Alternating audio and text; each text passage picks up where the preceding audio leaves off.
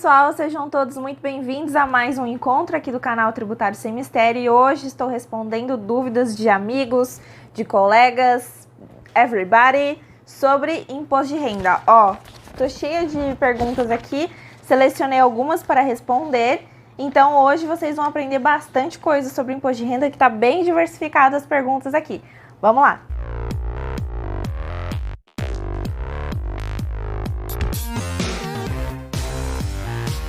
Antes da gente começar, já quero que você confira aí, tá inscrita no meu canal, isso ajuda muito o meu trabalho, gente, é gratuito, é a única coisa que eu peço pra vocês, tá? E café sem açúcar e muito amor no coração, de resto a gente conquista, né? Vamos embora. Então vamos lá, pessoal, sem juridiquês, eu quero que todo mundo consiga aproveitar esse conteúdo, que ele seja acessível por maior número de pessoas possíveis, então sem juridiquês. Uma das perguntas que eu recebi, a primeira que eu vou responder aqui nesse vídeo é: para onde vai o dinheiro do meu imposto? Né? A gente sempre tem esse sentimento de ficar pagando imposto e a gente não ter nenhum retorno disso, né? Ou seja, eu pago tantos impostos, tantas taxas, enfim, todas as modalidades possíveis de tributo e eu não sinto o retorno desse meu investimento, né? Dessa parte do meu patrimônio, a parte do meu dinheiro que vai para o poder público, eu não sinto isso de volta. Não vejo melhoria na educação, na saúde, em nada. Então, para onde que vai esse dinheiro? E a grande questão, pessoal, olha só, para vocês terem noção da quantidade de dinheiro, né? Tem um estudo que a Receita Federal fez no ano passado, em 2021, e ela constatou que de arrecadação total federal, de tudo que é imposto, de todas as questões federais, 1,8 trilhões, gente. Sabe trilhão? Não é mil, não é milhões, é bilhões. É trilhões, é muito dinheiro. Só de imposto de renda pessoa jurídica foram 36 bilhões arrecadados. Então, mas aí o que existe na realidade são alguns repasses obrigatórios, transferências obrigatórias que estão previstas no texto constitucional, que é lei. E claro, como eu sou advogada tributarista com ênfase em tributação municipal, eu já puxo a sardinha aqui pro meu lado e falo que uma das obrigatoriedades no repasse do valor arrecadado de imposto de renda é para o Fundo de Participação dos Municípios. É um fundo de arrecadação que vem exatamente do Poder Federal. Como é que funciona esse fundo? Imposto de renda e o que for arrecadado de imposto sobre produtos industrializados. Esses dois, a soma, 50% desse total vai para Fundo de Participação Municipal e Fundo de Participação dos Estados, municípios e Distrito Federal, né? E Fundo de Participação dos Estados. Para os municípios, ia 22,5% dos 50% arrecadados de imposto de renda e imposto sobre produtos industrializados. Agora vai 23%, 23,5%. Por quê? Porque no ano passado nós tivemos uma emenda constitucional que alterou o texto da Constituição, emenda constitucional 112, 1% a mais do que já era repassado aos municípios e Distrito Federal. Antes era 22,5%, agora 23,5%. Então, com este valor repassado, vai para o caixa público, né, do ente municipal, para que sejam aplicados aí na nossa saúde mais próxima, né, na segurança mais próxima, ao nosso lar, o município.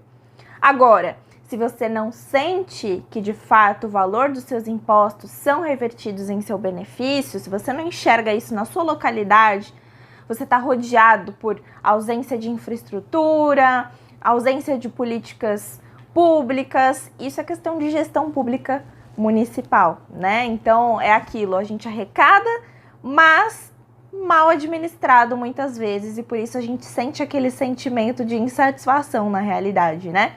A segunda pergunta sobre livro caixa, aí mais voltado para profissionais autônomos, como por exemplo o corretor de seguros. E aí foi feita uma pergunta sobre a questão de despesas dedutíveis do livro caixa. Quem é autônomo faz o livro caixa, com as despesas relacionadas à atividade, né? Ele faz um registro, conta de água, conta de luz, aluguel e etc. Esse tipo de situação aí. Isso é o livro caixa para profissionais autônomos. E aí, a pessoa que fez essa pergunta para mim, ela falou, olha, eu faço dedução das despesas com aluguel, as despesas de água, luz, telefone, coisas relacionadas à minha atividade, mas eu queria saber se tem outra coisa que também é possível eu fazer a dedução. Esse é um ponto muito importante, porque a lei ela não coloca assim uma listinha, como se fosse um checklist, ó, tal coisa pode, tal coisa não pode.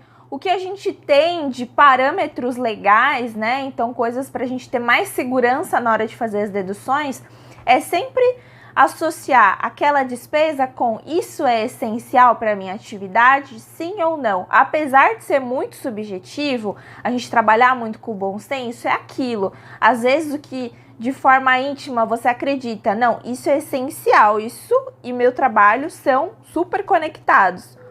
Se caso a Receita não entenda dessa forma, é onde você cai na malha fina, porque ela vai questionar, ué, mas explica para mim o que isso tem a relação estrita com o desempenho da sua atividade. Então, vou dar alguns exemplos aqui. A remuneração que você paga para um terceiro executar alguma atividade relacionada ao seu trabalho. Então, você falou para mim que faz as deduções comuns no livro caixa. Se você contratar um funcionário com vínculo empregatício, pagar as verbas trabalhistas e tudo mais, esse é o tipo de despesa que você teve essencial para a sua atividade. Por quê? Porque você precisa de um funcionário para desempenhar suas atividades, para te auxiliar nos negócios.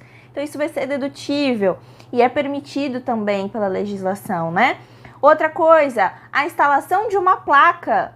Você que é pessoa física autônoma, a instalação de uma placa fazendo propaganda do seu negócio, isso é considerado uma despesa super conectada aí com o desempenho da sua atividade e é permitido. Eu coloquei aqui para vocês, ó, tem até já um acórdão administrativo que, ó, tá válido, é possível.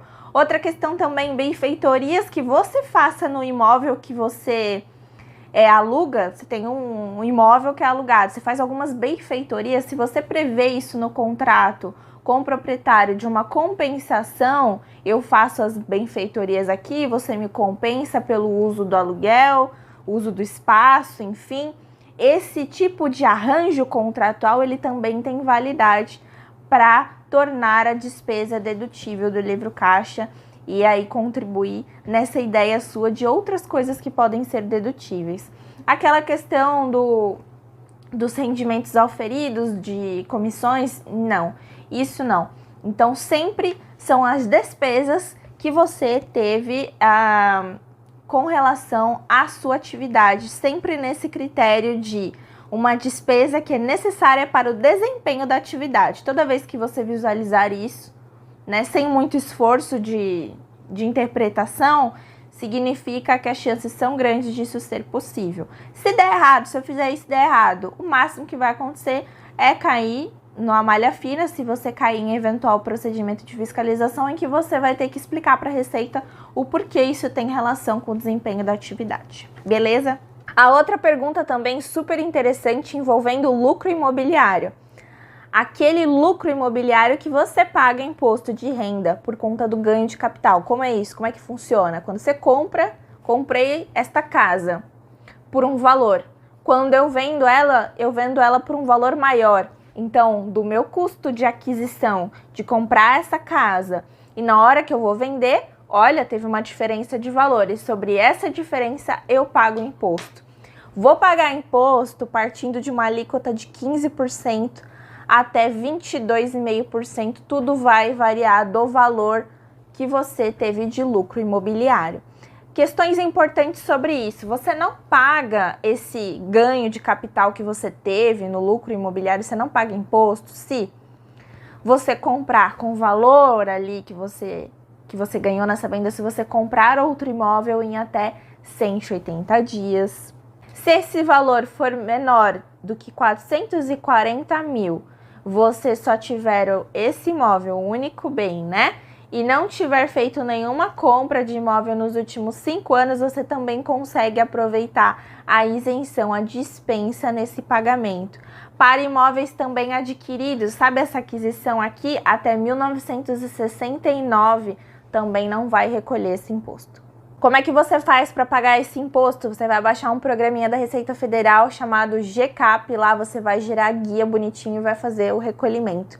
E aí, nesse momento, super importante que você pode incluir algumas coisas para diminuir esse lucro. que diz muito respeito ao que? As despesas que você teve com escritura, com registro, inclusive obras no imóvel. E aí, olha o detalhe importante, as obras, elas têm que estar documentadas. Os gastos que você teve de reforma, etc., tem que estar todos documentados, porque lá nesse programinha do GCAP você consegue inserir as informações e fazer deduções de, olha, isso aqui foi para reforma. Mas você precisa do documento, porque caso a Receita fala, não sei não se ela fez, hein? Eu quero ver se ela fez mesmo, se ele fez essa dedução correta, se realmente isso existiu, ou se ela não tá dando um jeitinho, se ele não tá dando um jeitinho para diminuir aqui a questão. Aí você precisa ter a documentação para caso seja notificado, caso seja notificada, vai lá e mostra a documentação pertinente, tá? Mas é possível sim fazer o cômputo, né? Computar esses gastos com reforma, porque isso faz parte do seu custo de aquisição, tá? Inclusive, comissão que foi paga para o corretor na operação também é possível você considerar aí, tá bom? Meio familiar corretor, né? Depois nós tivemos uma pergunta super interessante também sobre quem ultrapassou o limite do MEI no faturamento durante o ano. E aí é preciso dizer que, se você está enquadrado no regime, né, do MEI, do microempreendedor individual, você tem a possibilidade de fazer o seu próprio desenquadramento dessa atividade. Então, hoje é cerca de 6.750, né, que o MEI pode oferir ter faturamento mensal, né? Se passar disso, ele já não é mais enquadrado no MEI. E aí, o que acontece? Por exemplo, a gente está em fevereiro. Se em fevereiro eu ultrapassei esse limite de faturamento mensal, eu tenho até o último dia útil de março, mês seguinte, subsequente, para fazer o meu desenquadramento desse tipo desse regime aí empresarial, tá? Regime de tributação, enfim, do regime empresarial do microempreendedor individual. Inclusive, a título de curiosidade, existe um projeto de lei do ano passado que já foi aprovado no Senado e na data de 20 de agosto do ano passado já foi enviado para a Câmara dos Deputados para análise para aumentar o limite do MEI para 10.800 e uns quebradinhos, e também para poder o MEI contratar até 2 funcionários. Vamos ver se isso vai ser aprovado em breve, mas tem essa proposta para aumentar o limite do faturamento, tá bom? Depois, outra pergunta super interessante que diz respeito ao imposto de renda de pessoas falecidas. A pessoa faleceu, ela ainda tem que declarar imposto de renda? Ela, óbvio, não vai declarar imposto de renda, né? Mas os herdeiros terão sim. Isso se a pessoa, no ano passado, cumpriu os requisitos daquelas pessoas que têm obrigatoriedade na declaração do imposto de renda. Então, vamos supor alguém que tenha uma renda superior aos 1.900 e pouquinho, 1.903 e uns quebradinhos de centavos, que é o limite mensal. Se a pessoa passa desse rendimento mensal, se passou no ano passado, por exemplo, e faleceu e veio a óbito depois, ela era obrigada a recolher imposto de renda, né? Porque ela se enquadrava ali nos requisitos. Então, mesmo com o falecimento, precisa parente, o esposo, a esposa, quem ficou de representante, que seja, tem que fazer essa declaração, tá? Especialmente se a pessoa deixou bens, se ela deixou valores em vida. Isso porque quando não existe nada, é feita uma baixa direto, que vai da comunicação ali do registro do óbito, já é feita a comunicação para a Receita Federal e para o INSS. Mas a baixa do CPF, ela só acontece com a declaração de encerramento do espólio. Então, mesmo com essa comunicação, em virtude do óbito, ao INSS, à Receita Federal, se a pessoa, né, se o contribuinte que faleceu, ele se enquadrava ali nos critérios de ser obrigado, de ser obrigada a efetuar a declaração do imposto de renda, é preciso que alguém transmita essas informações. Tudo bem? Mais detalhes sobre isso, procure um profissional da sua confiança para te dar toda a assessoria necessária nesse suporte, para você entender se realmente é necessário, se não é, quais hipóteses não são, tá? Tudo bonitinho, eu só tô dizendo aqui de forma bem genérica. Uma visão mais garantista, mas é uma forma genérica de eu falar aqui e proteger para que ninguém saia dispensando obrigação de declaração, porque eu falei, porque apesar de não atingir patrimônio dos herdeiros e das pessoas, dos parentes, né, que ficaram, daquela pessoa que faleceu, ainda assim existem algumas obrigações, algumas consequências, então precisa ter muito cuidado, não dá para eu ser generalista. Então o que eu posso fazer de regra geral é declara sim, agora se pode, se não pode, no seu caso concreto, procure um profissional da sua confiança, tá bom?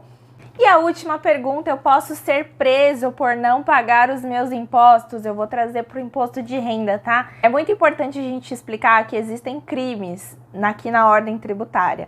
E você, quando tem obrigatoriedade de fazer a declaração, mas você não declara, você é oficialmente, parabéns, brincadeira, um sonegador de impostos. E nessa condição, você se enquadra em algumas situações previstas lá na Lei 4.729, tá passando aqui para vocês, o artigo 1º lá fala exatamente nessa questão, por exemplo, de ter obrigatoriedade de não fazer a declaração.